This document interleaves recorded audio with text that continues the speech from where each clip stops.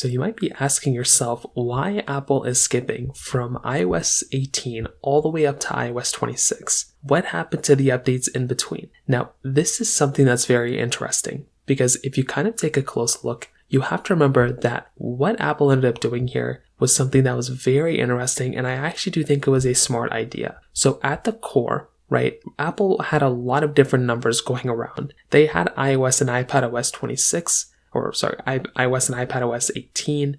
They had macOS 13 or 14, whatever it was, watchOS 12, watchOS 11. They had all these different numbers all over the place. visionOS and tvOS. All these numbers were all over the place. So Apple wanted to go through and uniform these numbers. They wanted to go through and basically have it the same numbers all throughout. It'd be something similar if Apple had an iPhone 10 and an iPhone 11 and an iPhone 11 Pro all at the same time, right? Like it gets kind of confusing a little bit. Just like they did recently with the iPhone 16s. They had the iPhone 16. Instead of making another iPhone SE, they made an iPhone SE, or iPhone 16e. So they wanted to uniform these numbers around. So it would basically be the same number all throughout. So now that they decided they wanted to do that, well, how do they know which number to go ahead and basically use, right? Well, what Apple decided to do was to go ahead and basically start using the year of which the following year is about to be named after. So right now we're in 2025, but Apple wanted to go ahead and name this version of software after the year that's coming out next year, which is 2026. That might seem like a random thing, but a lot of manufacturers do this. In fact, in the car industry, it's actually very popular. A lot of cars, manufacturers